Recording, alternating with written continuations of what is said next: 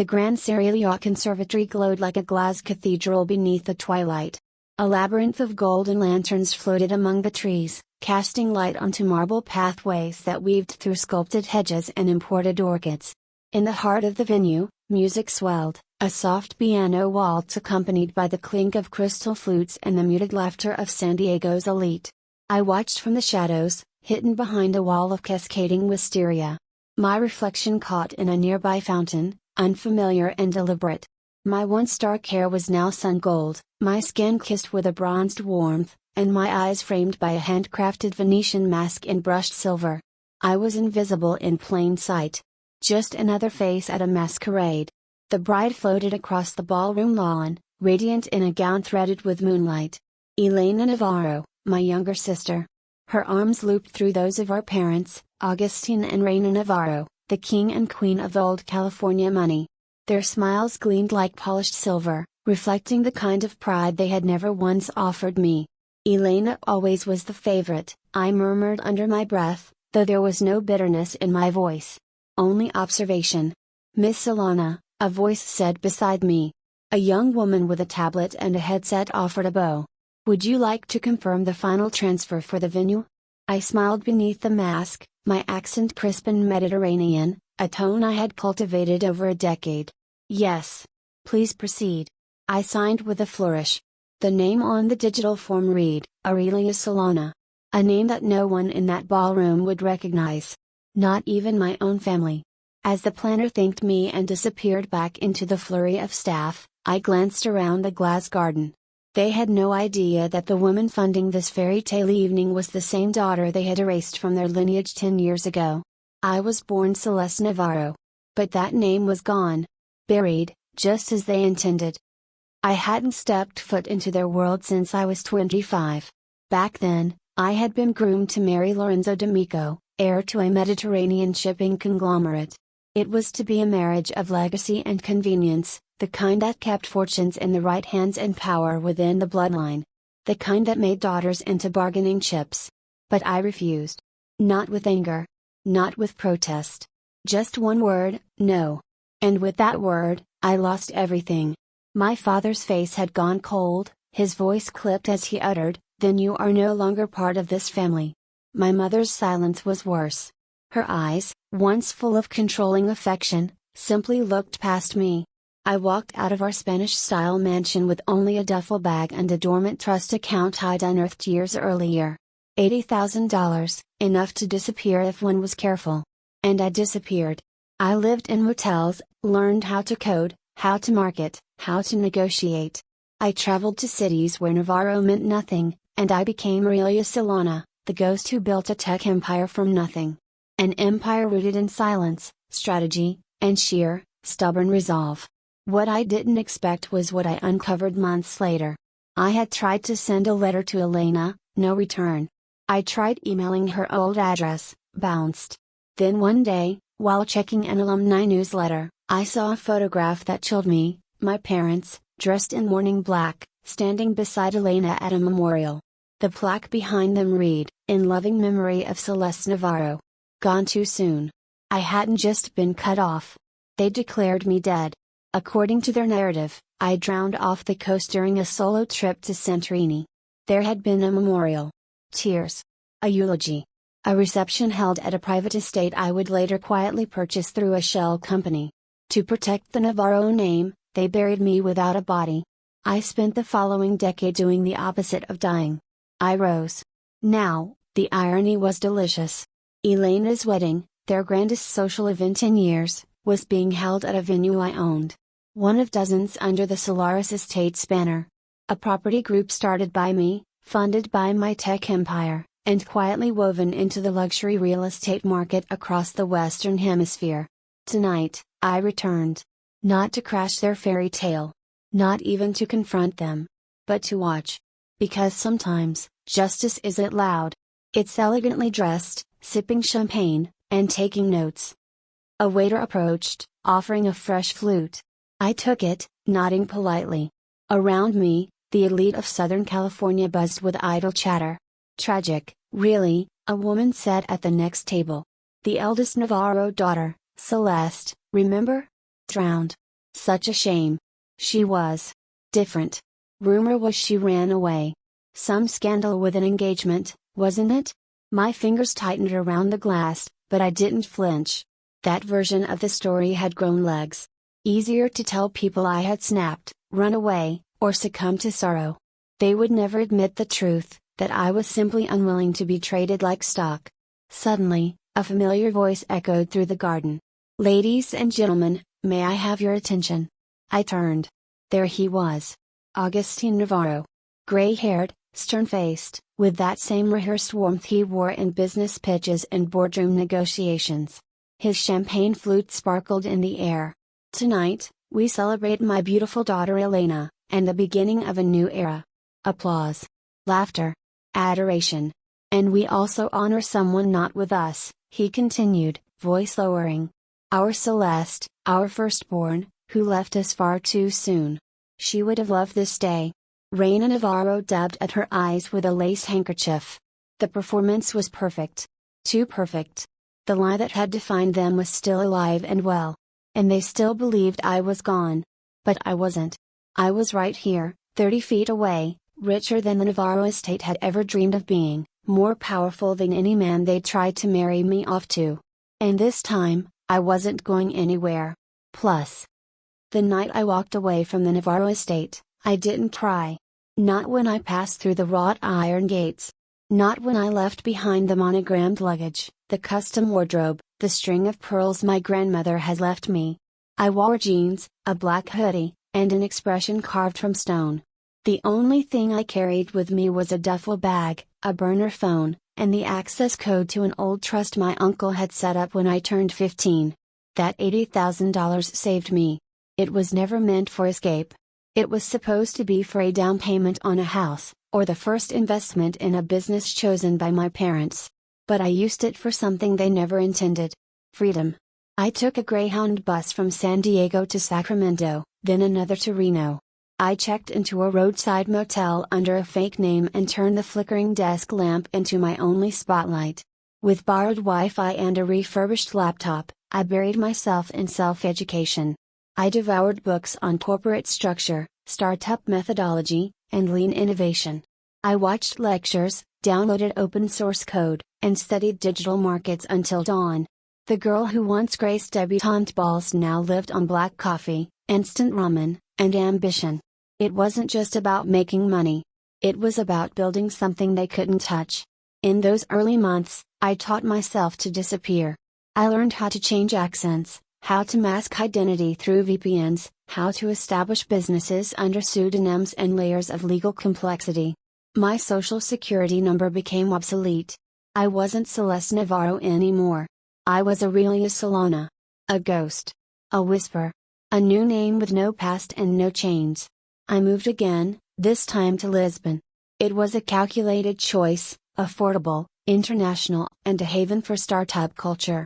With the last of my trust funds, I rented a shared apartment above a bakery in Alfama.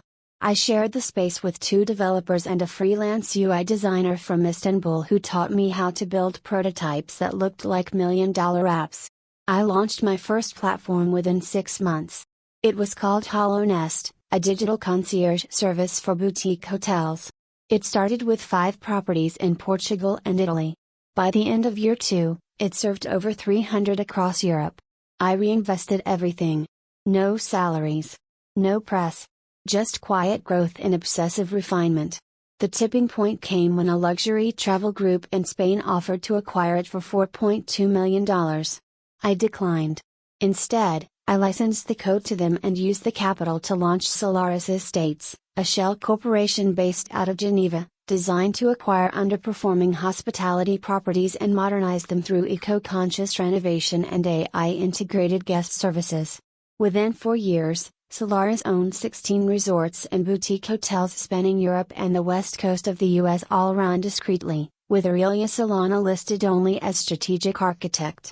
Investors thought she was a reclusive genius. The press called her hospitality's phantom queen. But no one ever connected her to the Navarro family. And that's how I liked it. The day I discovered what my family had done, what they'd said about me, was the day I stopped grieving. It had been 6 months since I left when I tried to send a simple message. A birthday email to Elena. Nothing dramatic. Just, "Happy 18th. I'm still here." It bounced. Curious, I checked her social profiles. Most were locked down, but a few photos still remained. One image stunned me into silence. It was a snapshot taken in our family garden. Our parents stood in black. Elena wore a modest dress and no makeup, her eyes puffy. Behind them, an easel held a large framed photograph of me. Beneath it, in memory of Celeste Navarro. Beloved daughter and sister. 1994 to 2019. The caption on the post, "Thank you all for the support during this time. Your prayers helped us through the darkness." I stared at the screen for a long time, my fingers cold. They had buried me. Staged a memorial. Told the world I had drowned during a solo sailing trip. I remembered clearly, my mother had always hated the sea. Said it made my skin too brown, my hair too wild. And now, conveniently, it had become my watery grave. The story was neat. Sad. Socially acceptable.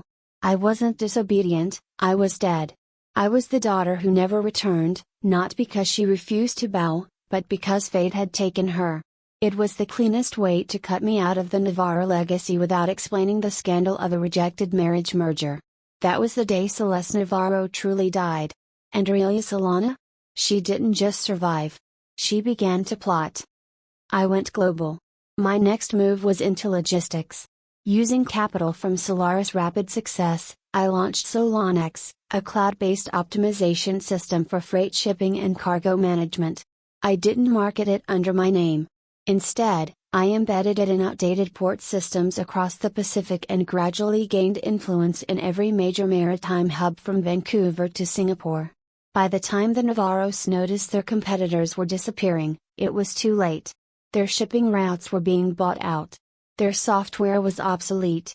Their costs were rising while mine fell. Solanex grew into Vericore Logistics, and by year 8, we handled over 40% of the West Coast import chain.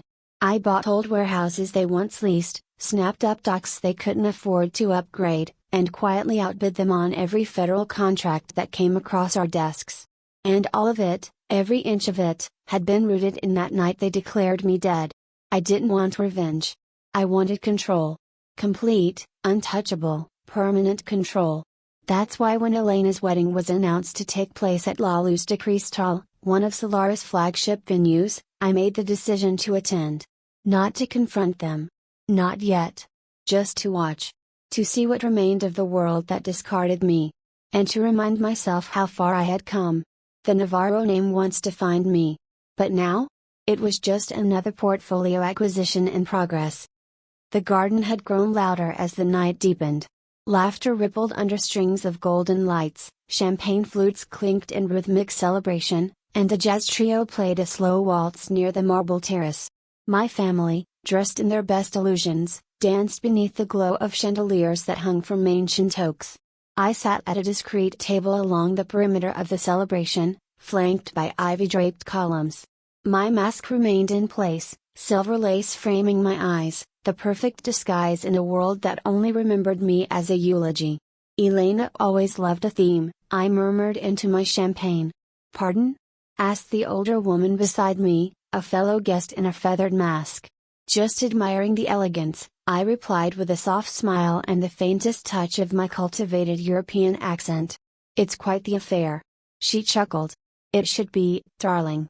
The Navarros have been preparing this event for months. A wedding like this doesn't happen without considerable resources." My smile didn't waver. Yes, I thought, resources like mine. Across the garden, Agustin Navarro stood once again, his champagne glass lifted in that theatrical pose he had perfected decades ago. Elena, now beaming in her second dress, a flowing silver sheath, sat beside her new husband, surrounded by glowing guests. "May I have your attention?" Augustine called, commanding the crowd like a general at a parade. The music softened. Conversations fell quiet. "This evening," he began, "we honor not only a union of love but the enduring strength of the Navarro name. A legacy of vision, honor, and family." Family, I thought. The word tasted bitter. And though our daughter Elena begins a new chapter, we also remember someone we lost far too soon. His voice dipped just slightly into rehearsed solemnity. Celeste, our firstborn. Gone, but never forgotten. Reina, ever the poised matriarch, dabbed beneath her mask with a lace-edged handkerchief, eyes dry as parchment. My grip on the glass tightened. How often had they told this story? How many toasts had they given in my memory, while building a myth to mask their shame? I wasn't a daughter who chose freedom, I was a tragedy. Easier to mourn than to explain. She was always so full of fire, Augustine continued, his voice softening.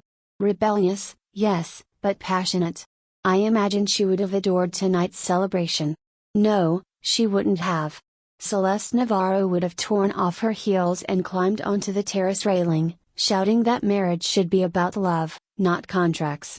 She would have laughed at the stiff traditions and scolded the women for pretending their husbands' affairs didn't exist. She would have demanded realness in a room obsessed with performance. But Celeste was gone. And I, Aurelia, simply raised my glass in silence. To the dead daughter, I whispered. Who's more alive than any of you realize? The next moment cracked the masquerade. From the head table, Elena rose, her voice now replacing our father's. Before we return to music and merriment, I'd like to say something. I leaned forward slightly, interest piqued. I want to thank everyone who made this day unforgettable. My family, my new in-laws, our guests who traveled so far. She paused, breath-catching. And I want to honor someone who isn't here. My sister. Celeste. A murmur passed through the crowd. Elena's eyes shimmered, not with crocodile tears, but something real. Regret, maybe. Uncertainty. I think about her often, she said. And though we lost her young, her spirit. It shaped who I am. I stared at her, lips parting slightly. Was there truth in that? Or just another line in the family script? I didn't know anymore. But I raised my glass again, this time not in mockery, but in something that resembled grief. I missed you too, Elena, I thought. Then came the moment I hadn't planned for. My mother stood.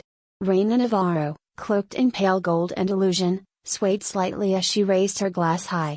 I simply must say, she said too loudly, her voice lilting with champagne-induced warmth, how grateful we are for everyone's support through our darkest time. My spine straightened.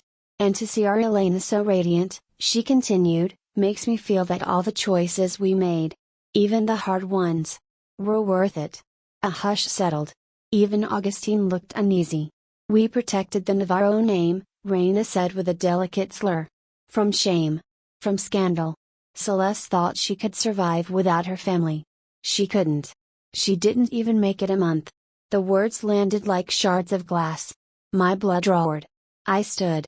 The woman beside me turned, startled, as I set my flute down with calm precision. She didn't make it a month? I asked aloud. The crowd froze. Reina's eyes met mine across the space. Confused. Curious. Then. Something flickered. Recognition. Who? She began, but the alcohol blurred her disbelief. Augustine stood swiftly, cutting in, voice sharp. Our apologies. My wife has had too much to drink. Please, everyone enjoy your evening. He stepped toward Reina, ushering her back into her seat with the practiced hand of a man skilled in hiding his family's fractures. I sat slowly, fingers trembling beneath the tablecloth.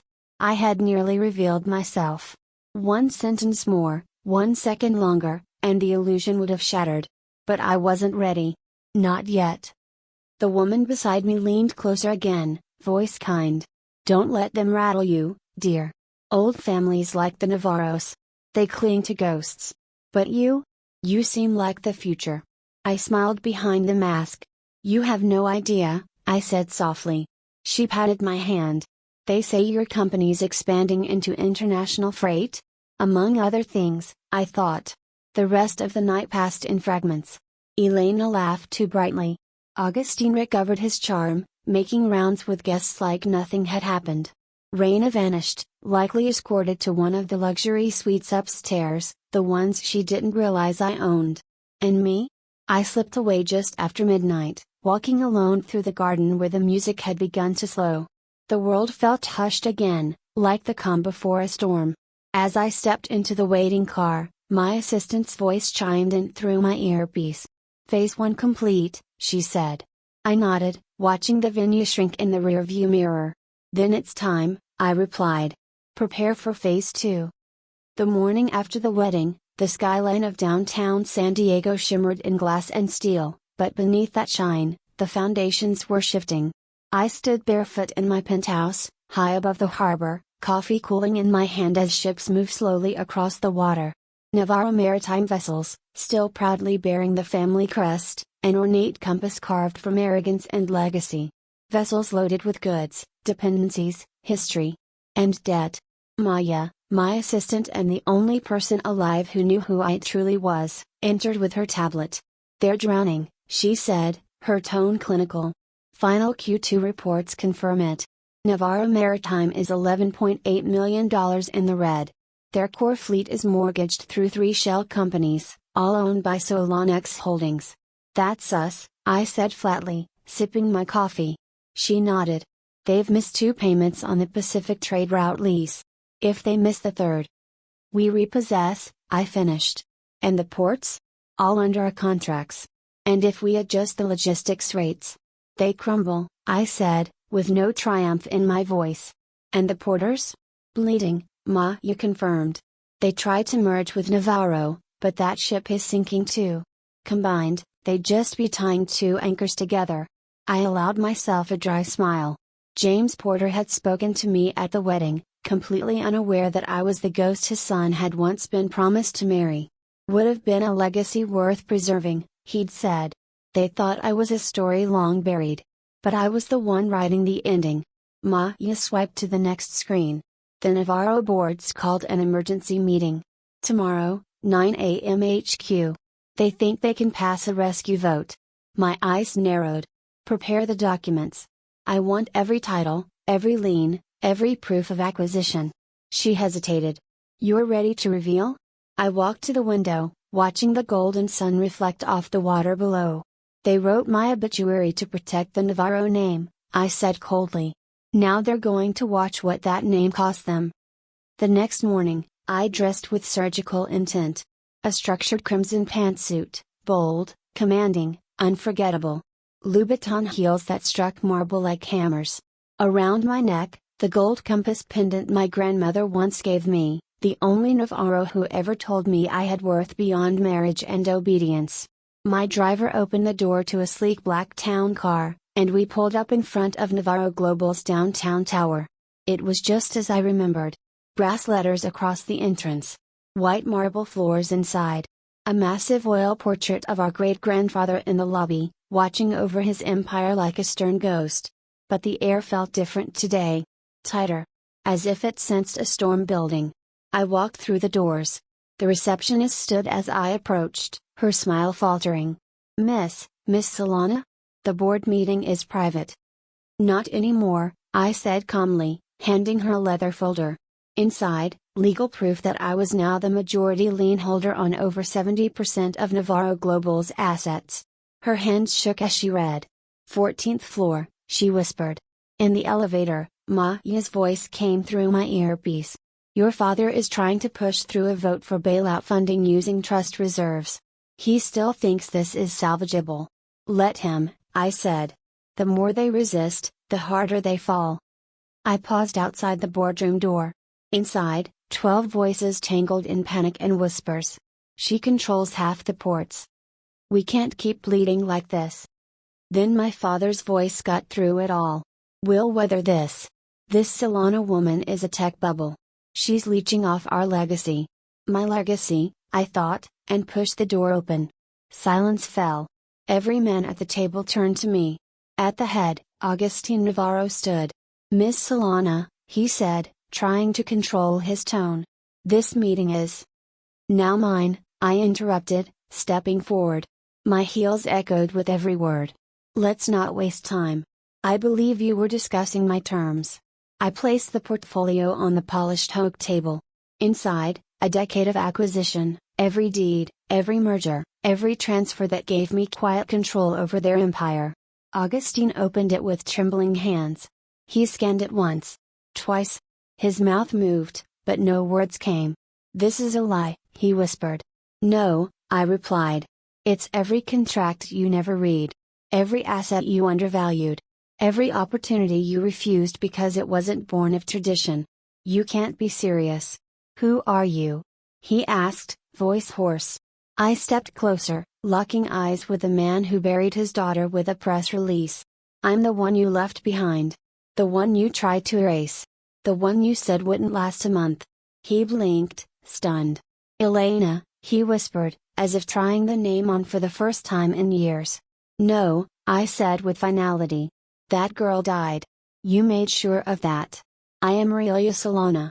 And I now own Navarro Global." Gasps erupted. One board member stood, another sank into his chair. "You," my father started, "you're destroying everything we built." "I'm rebuilding what you broke," I said. "You have 24 hours to accept the merger terms. If not, I'll liquidate every ship, every property, every port. And the Navarro name will be nothing but a warning tale." As I turned to leave, I paused. "Oh," I added casually. "You may want to check on Reina. She had a moment at the wedding. I imagined the truth might send her over the edge." Then I walked out, passing the stunned faces of men who had once toasted my disappearance. They never saw the storm coming. They were too busy pretending the sun would last forever. The following morning, sunlight poured across the San Diego skyline, kissing the glass of the towering Solanex headquarters. The harbor below sparkled like molten silver. Ships, Navarro ships, still bore the crest of a dynasty built on control and deception. But not for much longer. I stood at the window of my office, the one that used to belong to men who thought their power eternal. The air tasted like transition. Change. Triumph. Behind me, Maya entered with 2 coffees and a tablet. "The vote passed," she said, offering me the tablet. I read the headline out loud. "Navarro Global merges with Solanex, tech tycoon Aurelia Solana revealed to be disowned Navarro heiress." "Global coverage," Maya added. "And all the major outlets are requesting exclusives. The Wall Street Journal, Forbes, Bloomberg." "Let them wait," I said, sipping the coffee. "The truth is enough for now." Maya smiled. "You know your mother's already contacted the legal team?" I turned. "What does she want?" "She says they're ready to negotiate terms for a dignified exit." I let out a quiet laugh. "Dignity? That's new." "They're scared," Maya said simply. "They should be." By noon, the press conference room at Solanex HQ was packed.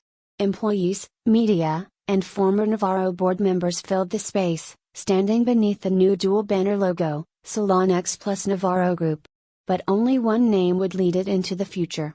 I took the stage in silence, dressed in steel gray silk, power wrapped in elegance. Around my neck, my grandmother's compass still rested, the final piece of my old life I chose to carry. "I stand before you not as an act of revenge," I began, "but of reclamation." Flashbulbs popped. A decade ago, I was declared dead to protect a narrative. Today, I return to reclaim the truth, not just for myself, but for the next generation. For those who've been told they don't belong. That their choices make them expendable. I paused. Let me be clear, the legacy of Navarro Global will survive. But its future will be guided by integrity, innovation, and vision, not bloodlines. As the conference wrapped, Camille waited off stage. She approached slowly, no longer the bride in silk, but a woman unsure of where she stood in a world she thought she understood. "You meant every word?" she asked softly. I nodded. "Every one. You looked at Dad and said you weren't here for revenge. That this wasn't personal. But it had to be, right?" "It was personal," I said. "But it's not about them anymore." She looked down. "You watched me at the wedding." I did. "And still. You left without saying anything. I needed you to see the truth before you heard it." Tears welled in her eyes. "I wanted to believe you were still alive." I did. "But they said you were gone, and I was just a scared kid." "I know," I said. "And I don't blame you." Camille stepped closer. "You're not who you were. But you're still my sister." I nodded. "That hasn't changed. I want to know you again. Really know you. Not the ghost they painted." Not the woman behind the mask. Then come over tonight, I said. No cameras. No boardrooms. Just us. She smiled through the tears. Dinner? I'll order your favorite. Still sushi and mint tea? She laughed, wiping her eyes. You remember. I never forgot. Later that evening, back in my penthouse, the city stretched out before me in constellations of light. Maya set 2 place settings and stepped out quietly, leaving Camille and me alone. We sat by the wide windows, the same view I had once watched alone for years. I always wondered what happened to you, Camille said. Where you went. What kind of life you were living. Hard, I replied. But free. She studied me. Do you miss it? The old life? I shook my head. Not for a second. But I do miss who we used to be. Before the legacy turned everything into a chessboard. We ate in silence for a moment before she said, I was angry at you, you know. Not for leaving, but for not taking me with you. My fork froze midair. I would have gone, she said quietly. If you had asked. You were 12, I whispered. I still knew it was wrong, she said. And I knew they loved their image more than they loved the truth. I looked at her. Really looked at her. You were the only one I missed, I said. She reached across the table and squeezed my hand. Then let's start from there. The next morning, I walked the newly rebranded executive wing of Celeste Navarro Group. Staff greeted me not with fear, but with pride. They had seen the press conference. They knew the story now. And they were still here. I passed portraits of former chairmen, my great-grandfather, my father. Soon, a new portrait would hang. But not of Celeste Navarro. Of the woman I had become. My office door opened to reveal Maya with a fresh document stack. Transitions complete, she said. Every board seat. Every subsidiary. The Prescott shipping contracts. The old guard is officially out. And the name? Navarro Global stays, for now. But under Solonex's control. I nodded, then glanced at my grandmother's compass on the desk. She always said the hardest road was the one worth taking, I murmured. She'd be proud, Maya said. I looked out the window one last time. Across the bay, cranes unloaded goods from ships with a legacy older than me. But the future? It had my fingerprints on it now. That evening, I stood on the balcony alone, the wind tugging gently at my hair. I raised a glass of wine to the stars above, to the compass at my neck, to the name I once was. To Celeste Navarro, I whispered. May she rest. And then I turned, to the boardrooms, to my sister, to a world I would shape without apology. I was no longer the daughter they buried. I was the empire they never saw coming. And I was just getting started.